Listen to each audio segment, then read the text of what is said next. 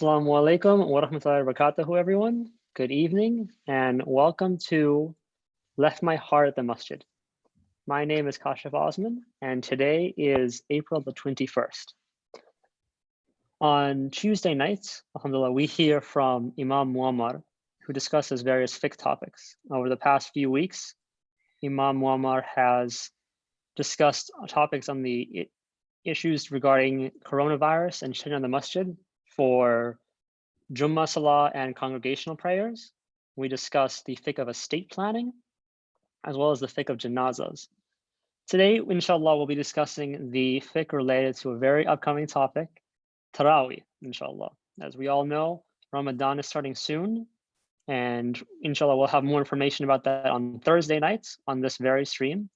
But a big aspect for a lot of us is Taraweeh, and whether we pray in congregation or we pray at home, it's going to change a lot for us this year. There's going to be a different feeling in the air. So we might have the question on our mind, what are we going to do? Is it IAR going to offer a Taraweeh Salah? Am I allowed to follow that at home? What are the rulings on it? What is Taraweeh even? So inshallah, Imam Muammar will be joining us tonight, and we will learn a lot more about this topic, inshallah. And if you'd like to have further reading, in the description below is a link to the Imam's Corner. On the Imam's Corner, you can click on Resources and pull up the full document prepared by the Imam's office at the Islamic Association of Raleigh, where we go into detail about these rulings, inshallah. Also, make sure to look on our social media for future rulings and future alerts about Taraweeh, inshallah. Now I'd like to welcome Imam Muammar to the show. Imam Muammar, how are you tonight? Alhamdulillah. How are you, Kashif? Alhamdulillah. It's good to see your face. Thank so, you. Taraweeh. Likewise. This is a big one. It's right around the corner. Ramadan's going to be very different this year. Of course, it will be, subhanAllah. I think everybody's really going to miss out on the social culture of Ramadan and, you know, the soft hearts that Ramadan brings along with it to people, and how we come to receive each other, how we come to be different, and how we strive hard to truly elevate ourselves to a higher level. Alhamdulillah. So let's discuss Taraweeh. What is the ruling of Taraweeh prayer? And is it prayed in congregation or individually? So Taraweeh prayer is really, so all the scholars have agreed that it's an optional prayer. It is highly recommended prayer, but it's an optional, it's not an obligatory prayer. Can it be prayed individually, or does it have to be in congregation, jama'ah? Taraweeh really has been prayed, I would say, in two formats. And Prophet Muhammad ﷺ specifically prayed it in those two formats in order to make it clear to his ummah, his followers, that both ways are valid. Of course, always when it comes to congregation and when you come together at the masjid, it has the other spiritual aspects of it, which brings more reward to it. So Prophet Muhammad ﷺ did pray it both, Kashif, both in congregation with his Sahaba, and also on purpose prayed it at home and refrained from going out physically to his masjid and praying jama'ah. And when the Sahaba, the companion, questioned, why didn't you come out? We were waiting for you the past few nights and you didn't come out. So he explained to them that I was afraid that if I commit to it every night physically, that it might become more of a mandatory and obligatory prayer on you, meaning that if Prophet ﷺ loves it so much and commits to it, Allah subhanahu wa ta'ala would make it obligatory on us to follow him. And then if we don't, then we become sinful. So out of mercy, he wanted to refrain, hoping that inshallah it doesn't become mandatory. SubhanAllah. Jazakallah khair for that answer, Imam Muammar. Now, in 2020, knowing that Taraweeh is not mandatory, it is only a sunnah, should Taraweeh prayer be performed in 2020 while the masjids are closed? Do the pandemic, or should it be suspended? Should Taraweeh prayer be suspended? So as we are going still through the pandemic and the risk of bringing masses of people together in one place is still valid and still active, we see that the reasoning of us suspending the obligatory prayers, Jum'ah, Friday prayer, along with the 5 obligatory prayers, which are more important than Taraweeh by consensus of the scholars. We did that for the safety of people and also to follow the regulation of the state. And both reasons are still valid. So regulation still prevents mass gathering. And as you have seen in the news, that some of the worship places that ignored these regulations are really being exposed on news channels because they have brought and been part of spreading the diseases in town and in the state at large. Second, because of the safety, we really truly believe that Islam comes to always protect the soul and the intellect, and we don't want to be any part of bringing people in masses where we cannot control the number of people. We cannot just open the doors for 10 people and say, okay, after 10 people, we cannot allow any other people. So that's why the suspension of prayer physically at the masjid still stands. Jazakallah khair, Imam Muammar.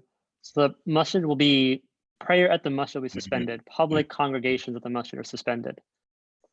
But what if, say, my masjid, my local masjid has Taraweeh there, and the Imam is live streaming it? Say, for example, the Islamic Association of Raleigh, we're going to have a live stream of our Taraweeh services, inshallah.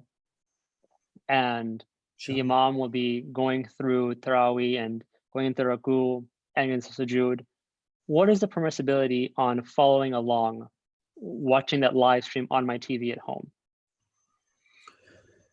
So your question is specifically about watching, just watching. If it's only watching, by all means, we have 2 options. The option number 1 is just to follow the program of your local masjid.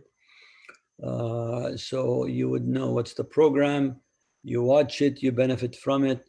But the other question would be different, inshallah, if you ask. Right. My other question would be, if I followed along, not just watching passively, but if I actively, the Imam was on TV, he went in sujood, am I allowed to do that as well? Would I receive the same rewards if I did that? Is that permissible? So this is now becoming like the question of the moment, the question of the month, and the like most viral questions that's going around all social media. I think the love of Ramadan, the passion about this culture that we came to always get used to it, the spirit of Ramadan is really hurting everyone's heart. And people are really, really thirsty to find a way out to actually not leave their masjid even through virtual connection.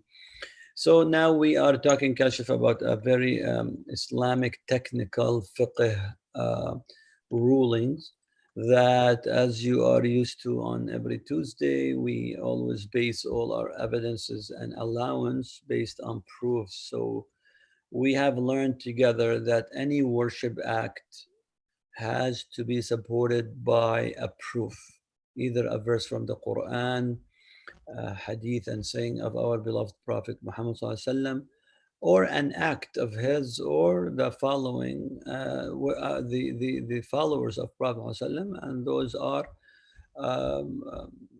our beloved companions, the Sahaba, radiyallahu anhum wa ardahum. May Allah subhanahu wa ta'ala be pleased with their actions and ijtihad and rulings after what they have done the best to carry on this message.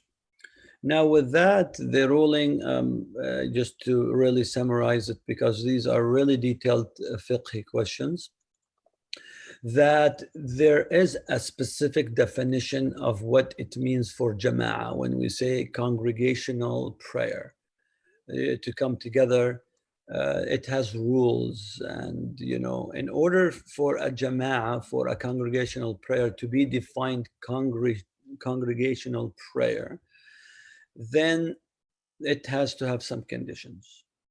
From the conditions is one very vital one, is that to be physically there. Your body is there, your soul is there, you're physically abided and by the rules and regulations of the movements of the imam who is leading that prayer. So your presence physically is there. Your distance between you and the imam is very close. It's not something, of course, the understandable changes of life challenges are very, very well taken even in the old days with the scholars. So when Muslims, mashallah, subhanahu wa ta'ala, became large in numbers and masajid expanded in sizes and what have you, then the rulings just followed through of, okay, if we get out of the four walls of the masjid and we are actually praying outside in the surrounding of the masjid, this is called masjid or not? So the scholars come to relax that and say yes, because people are still following each other. You're still physically there. Your body is there. You're still, shoulder to shoulder, feet to feet with your, or foot to foot with your neighbor and what have you. Then again, it expanded more and more to a point that said, what if actually with Friday prayers, with Eid prayers, that it is such a mass gathering that a street would cut through, so it has like a gap.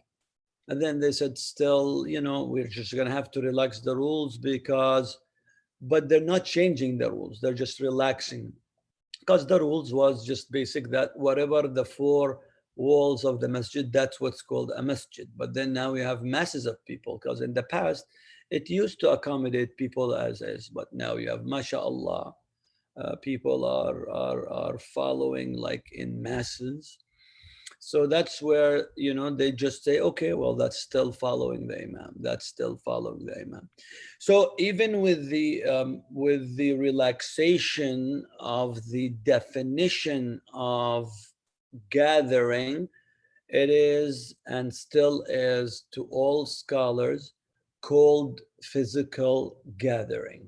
Now they differed on if it's a street, if it's a wide street, if it's a river, but they still all came to believe that it's all still a physical gathering. So they just added to it more, defining, added to the definition more. They said if you can physically connect with the imam with your with your senses of seeing the imam or hearing the imam, or physically following the followers of the imam. Let's say masses go and the sound just cuts off, the far followers don't hear the imam anymore, and let alone they can't even see him.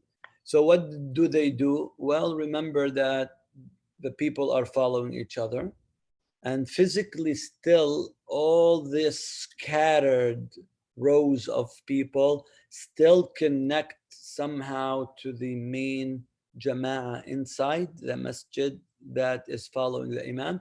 So they were allowed to actually physically keep following each other. That's why you hear, like when we are outside in outings and people in the back, they start repeating after the imam with loud voices, and the followers, they repeat and they hear each other and they follow.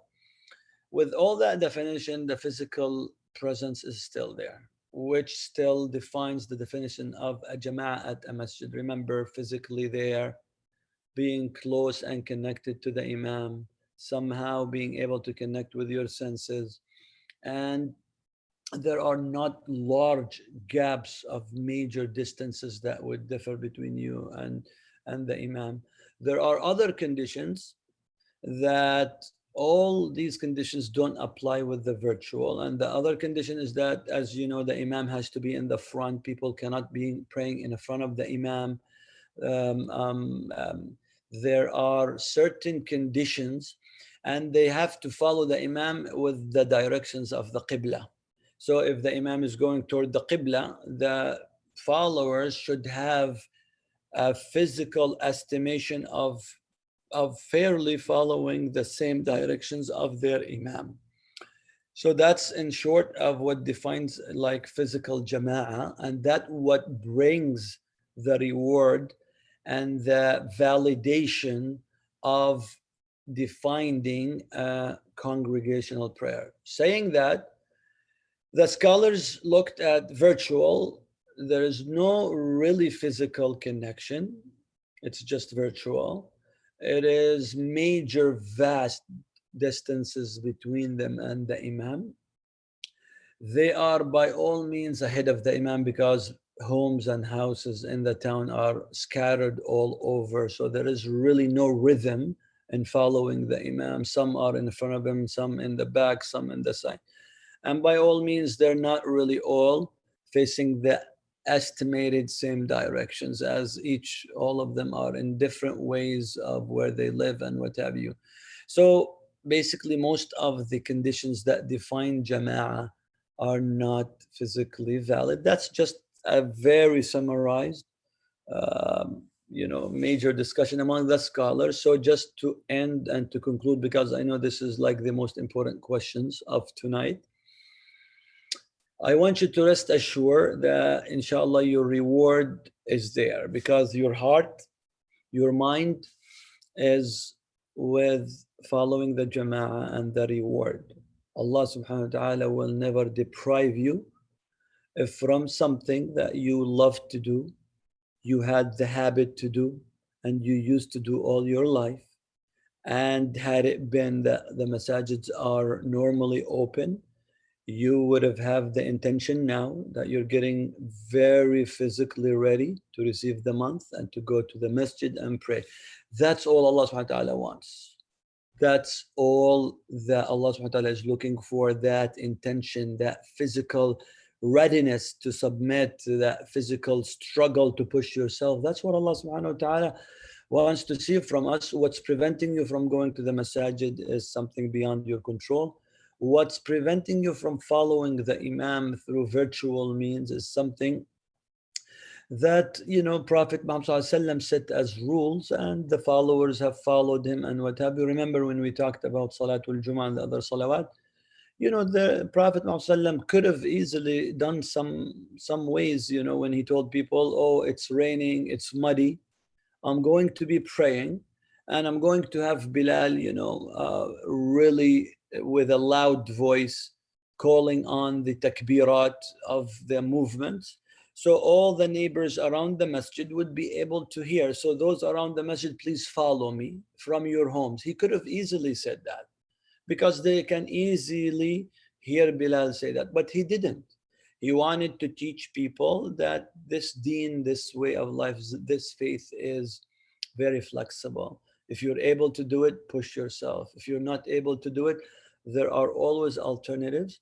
And praying at home now with your own family is a great blessing. I think Allah subhanahu wa ta'ala brought us to actually connect closer with our family members, that we come actually together to see them well, to communicate well with them, just do a great program together of how to pray together, how to do. Inshallah, when we set the program with you, you can follow along with that, but you physically with your own family members pray together. And as a conclusion, I want you to also know that all the Muslim councils here in America, in Europe, and honestly throughout almost the Muslim world, that they came to be, mashallah, in consensus about this ruling that I just shared with you. Yeah, there are a lot of respected scholars individually came to actually exercise their opinions that it is valid to follow an imam virtually. But here locally in Raleigh, with your masjid, the Islamic Association of Raleigh, we feel very comfortable, as you are always used to to always prepare ourselves mentally, physically, psychologically, and through our life practice to follow a reference. Following a reference is very beautiful because that's what Islam is all about. We have a state, we have a khalifa, a ruler, we always have a reference, we have religious reference, we have government reference, we have so many institutional references and what have you. That's how you have systems, that's how you discipline yourself. So with that, we always come to share with you the opinions of the councils. This is how we did with Ramadan, unifying Ramadan locally together. This is what we did when we suspended Jum'ah and the 5 daily prayers.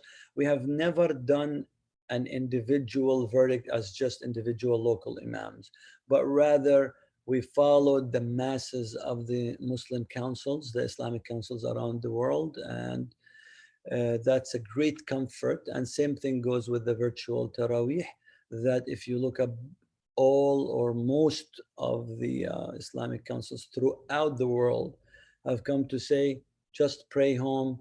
It is not valid to follow the Imam virtually from all over the places, but rather do it at home and follow a program, but don't physically follow the movements of the Imam. So inshallah ta'ala, with that, that's the ruling that we are going to adopt and follow. And inshallah, we ask Allah subhanahu wa ta'ala to give you the reward, praying with your family members in a great, beautiful way of coming together, the exact same reward as if you have done it all together at the masjid, inshallah.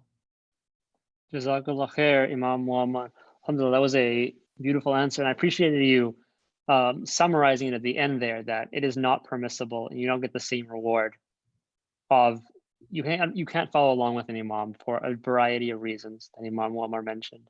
And they'll also be available on the websites, raleigh-masjid.org/Imam's Corner, where you can click on the resources tab and you can have access to these similar resources that Imam Muhammad used and the Imam's office used to develop this ruling, and specifically some IAR literature on this, inshallah. If there's any questions, please let us know in the chat, inshallah. Imam Muhammad also touched on, alhamdulillah, the leading Taraweeh in our homes. And that comes to IAR's 100 Taraweeh, 500 Khatma program, inshallah. More information about that will be coming tomorrow. Imam AbuTaleb will be sending out an email to the community on behalf of the IAR leadership around noon tomorrow. So make sure you are subscribed to our newsletter. You follow us on Facebook, on Instagram, on Twitter. Inshallah, we want to make sure you are up to date and you have access to this information right when it comes out, inshallah. I don't see any questions. Imam Muhammad, do you have any final thoughts? Kashif, if we have, since we don't have questions, we can touch on the other document. That's just quick related questions to, they're not pertaining to Taraweeh, but pertaining to Ramadan. I think some people are asking these frequent questions. Okay, inshallah, we'll pull that up. Just gonna touch on it quickly, and by all means, as usual, if you need more elaboration, you can always reach out to us, inshallah ta'ala. Perfect, inshallah. We will touch on that after this brief ad break, inshallah. Okay. So we have now a document from the European Council for Fatwa and Research regarding Ramadan, Eid, Hajj during the pandemic Q&A. This will also be available on the websites. So Kashif, maybe there are... I can present this. I can project this. Yeah, that would be great. I just want to touch on the highlighted questions that pertains quickly to Ramadan, because there are a lot of questions that we have covered already. Do you see the so much? Yeah, I see it. Yeah. Okay. Perfect. So first question is drinking liquids. Some news outlets and agencies suggest that Muslims should consume liquids to prevent having a dry throat and mouth. And it might help maintain a balance or homeostasis during this tough time. Is it permissible for Muslims to drink water during this period of fasting to prevent the coronavirus? So this is a great question, because that's one of the greatest questions that's also happening with the fear of this pandemic, is that people are asking, can we do that because Allah doesn't want us to get sick? So again, I just want to reference back so you can become solid on how we derive rulings. You know, there is no middle ground when it comes to worship acts. A salah, a prayer, either it gets done the way it was prescribed or it is prescribed, or there should be an alternative. So if someone cannot pray standing, then they can sit, and so on and so forth. If someone cannot fast because of health issues, then they can break their fast and make it up later on if they're able. What if they can never make it up later on? Then there is the fidya, the kafara, what have you, that we always come to rectify their missing act on that worship. That's how worship acts are considered. Saying that, there is no middle ground when it comes to the definition of fasting. We cannot say, I want to fast Ramadan, but I want to drink, water during the day just to soften my throat, and because it has been proven that this helps. So there is no middle ground of that. Either we fast the way that it is prescribed, or we skip fasting and then we make it up later on because of health issues. Now, this another question that was addressed to all the Islamic councils and the Muslim councils throughout the world. And mashallah, again, with consensus, they came back to say that after deep research with physicians, doctors, health takers, and what have you, they have seen no correlation between, fasting and increasing the possibility of being infected. There is really no relationship. And because of that, the ruling came to be that there is no valid reason to skip fasting Ramadan. Whether you just drink or you eat a little, it doesn't matter. So the only people that are able to break their fast are people who have health issues, that they fear on themselves that if they do actually fast, they might be really, really seriously exposed to these health issues. That's like normal, we do every year, and that has its own ruling. So the answer is no, we cannot drink water during Ramadan. We have to fast the way that we have been fasting all along and all these years, inshallah. Jazakallah khair, Imam Muammar. Let me see any other questions that are beneficial here. So this one is the same thing. This is just postponing. I think we covered that, Kashif. If someone has some health issues and they need to skip fasting Ramadan, then they can skip it and then make it up later on, of course, with an advice from a Muslim physicians that it is really truly valid reason that they are risking some health issues, and that's why they're going to skip fasting. Okay. Next question is Eid Salah. This is a big question that I have. Right. So I think we will cover that maybe. What do you think, Kashif? Maybe toward the last night of Inshallah. Ramadan. We don't know exactly what's gonna. But as it stands now, Kashif, just to give you, the scholars see there is no difference in the answer of Jum'ah and Taraweeh. It's the same issues. If the pandemic stays as is, we're not going to risk the health of our Muslim brothers and sisters. So the same ruling would apply, and there will be actually no masses, no Eid. And then we will talk about the rulings of the Salah itself, Kashif, toward the end of Ramadan, if that is to be valid. But I ask Allah subhanahu wa ta'ala with your dua to keep asking Allah subhanahu wa ta'ala to bring us back together. If we cannot meet during Ramadan, maybe Allah will open the doors for us to come together and see each other during Eid prayer, inshallah. I mean, inshallah. We'll discuss that more during Imam Muammar's Fiqh of Salah class, as well as on a modified version of this stream during Ramadan, inshallah. We'll have one night discussing Eid Salah, inshallah, and ways that we can maintain the same feeling of Eid, even though we don't have the big open houses and we don't go to everyone's houses. like we usually do, inshallah. So now as another big one is, in case someone has a chronic disease, say they need to take, they're not allowed to fast because they might have low blood sugar and they need to deal with that, or they need to take a lot of medication in one day.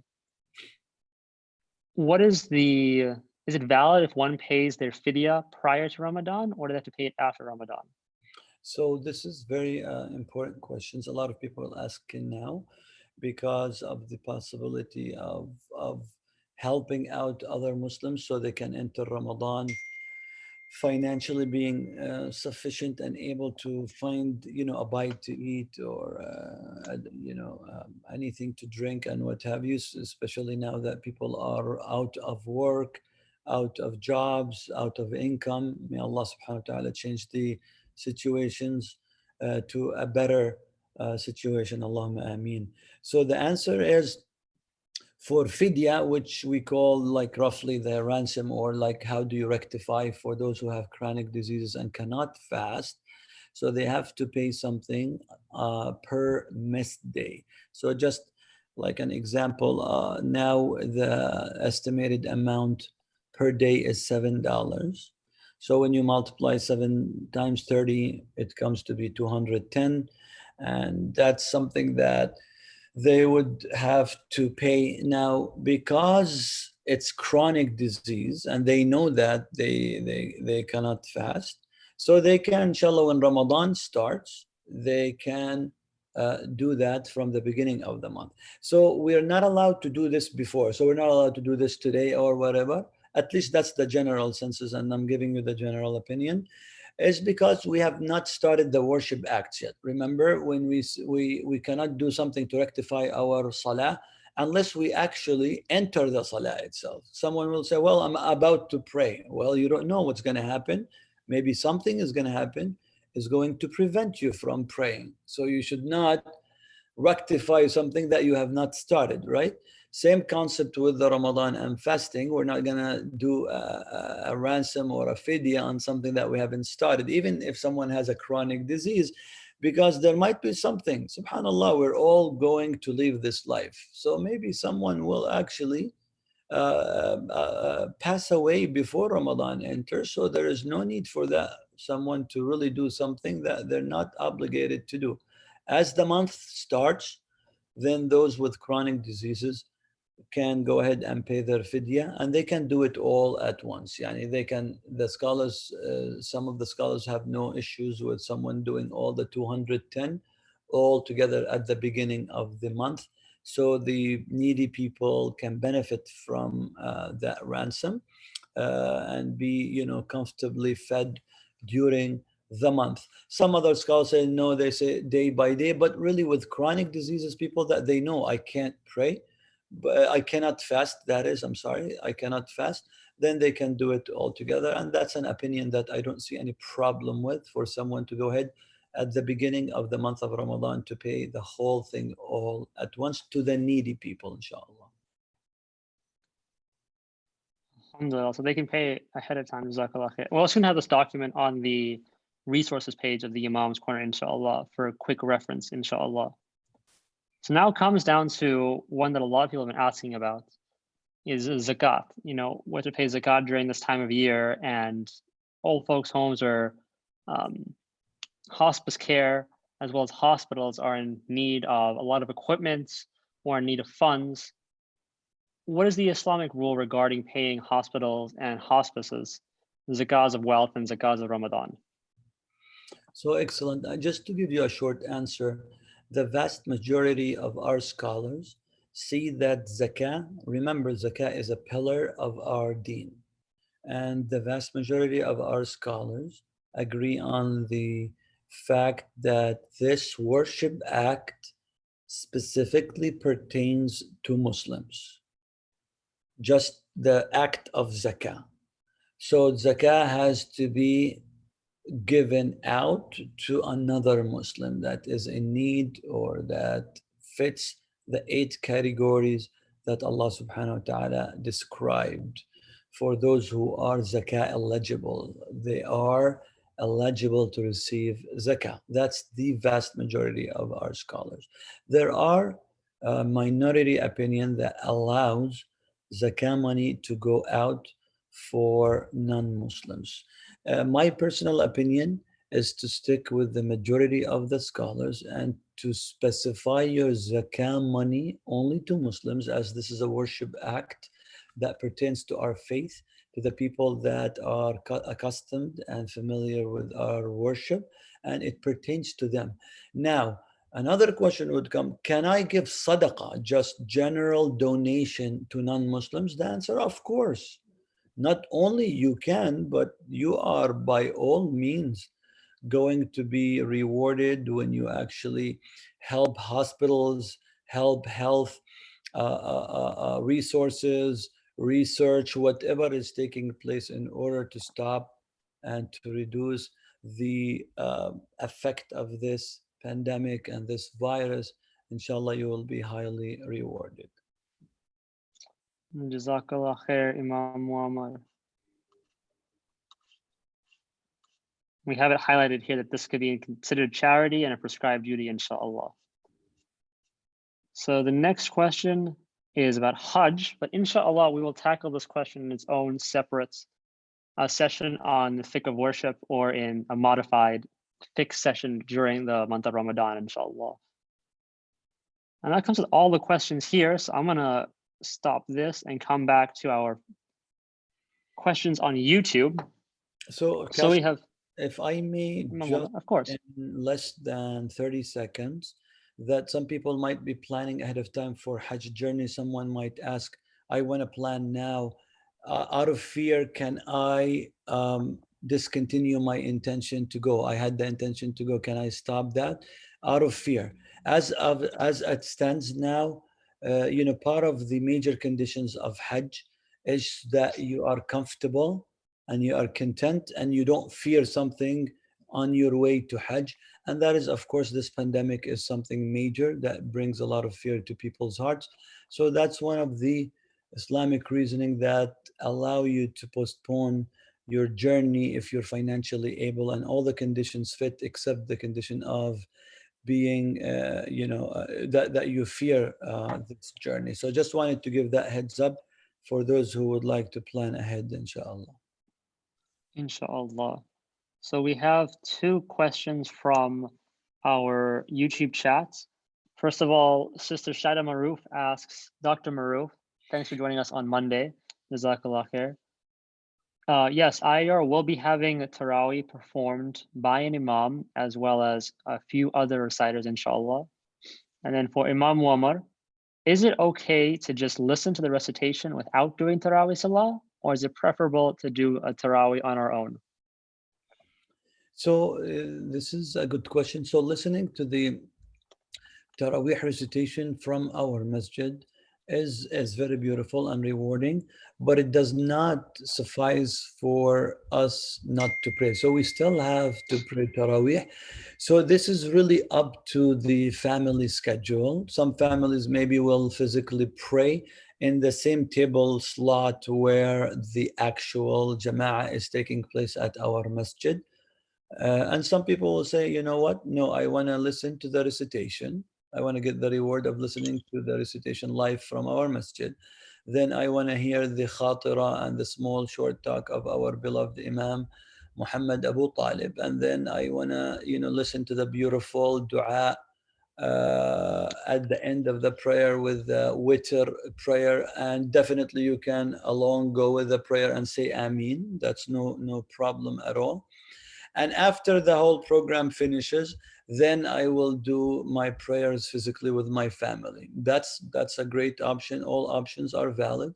Some people, just to let you know, who love to go to sleep early, then they would just go to sleep early and wake up 1 hour before Fajr time comes in, and they pray the night prayer, the Taraweeh prayer, late, right before Fajr, which is also absolutely acceptable and accepted. Actually, it's part of the great time, which is the time of Sahar, close to that's why we call it Suhoor, close to the, Fajr time. So all options are valid, and we will, inform you more of the schedule so you can plan accordingly, inshallah.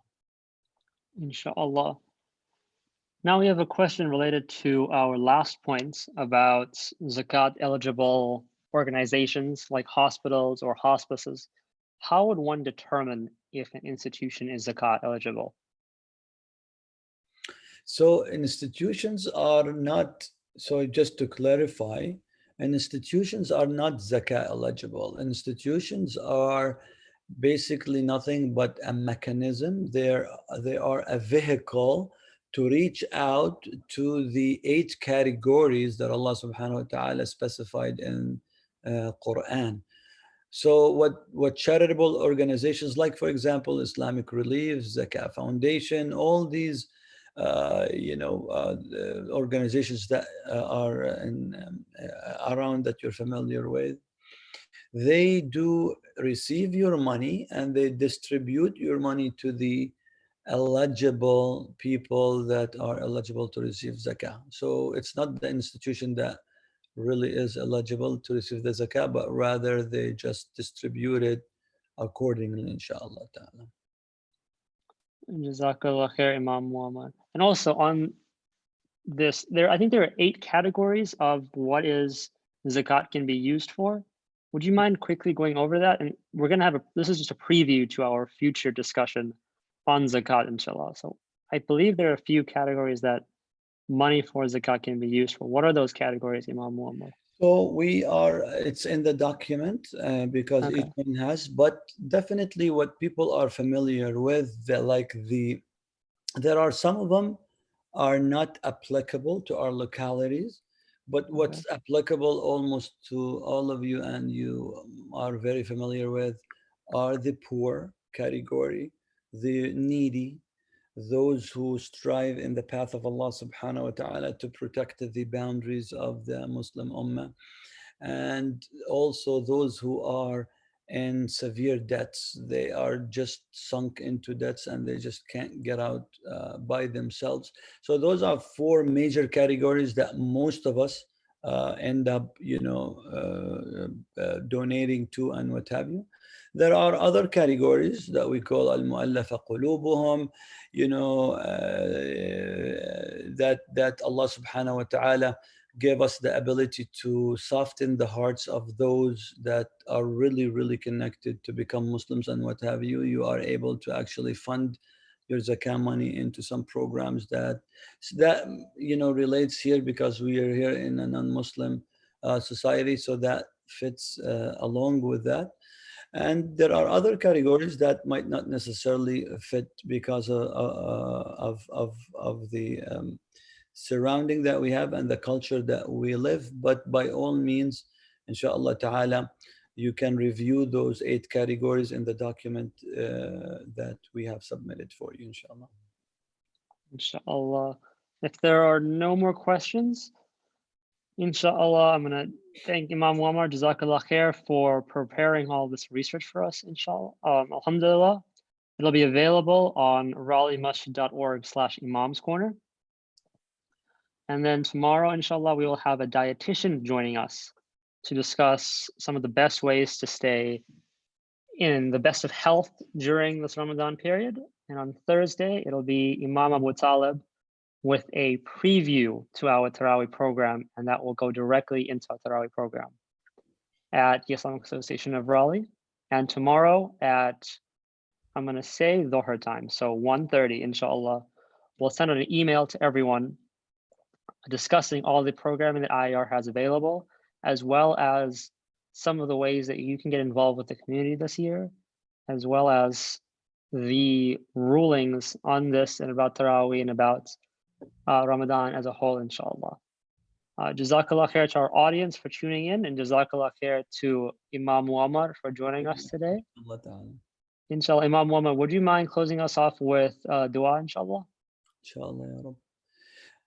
اللهم اغفر لنا وارحمنا وعافنا واعف عنا اللهم أكرم نزلنا وأوسع مدخلنا يا رب العالمين اللهم بلغنا رمضان اللهم بلغنا رمضان اللهم بلغنا رمضان اللهم تقبل منا أعمالنا اللهم تقبل منا صلاتنا اللهم تقبل منا صيامنا اللهم تقبل منا زكاتنا اللهم تقبل منا يا رب العالمين أعمال الخير اللهم اجعلنا من الذين يستمعون القول فيتبعون أحسنه. اللهم أرنا الحق حقا وارزقنا اتباعه، وأرنا الباطل باطلا وارزقنا اجتنابه.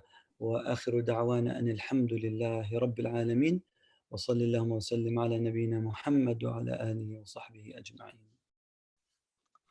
Jazakallah khair, Imam Muhammad. Inshallah. Assalamu alaikum wa rahmatullahi wa barakatuhu to everyone. Have a wonderful night, inshallah. Good night. Jazakumullah khair. Assalamu alaikum wa rahmatullah.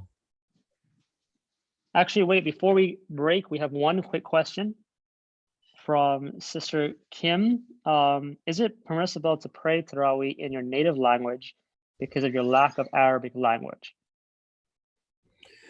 So this is also a good question. So it takes, steps in order to go to the permissibility of you actually performing the dhikr and the remembrance with your own language. So at first, it's the language of the Quran, the Arabiya. If it's not something that you are able to do, then it goes down to at least the ability of you being able to recite Al-Fatiha, the very first chapter of the Quran. That's like the most crucial, most important recitation of your prayer. And that should be sufficient enough for you to actually perform every rak'ah with only Al-Fatiha, inshallah, if that's possible. If you are still learning Al-Fatiha and you struggle through it, then what you can do in Salatul Taraweeh is that you can definitely open the book, the Quran that is. Even if you struggle through the reading, you can read very slowly Surah Al-Fatiha, the very first chapter. If that is also difficult, you just cannot be able to read any part of the Arabic alphabets, and you just can't put them together, then again that takes you to a lesser level of responsibility to abide by the Arabic language.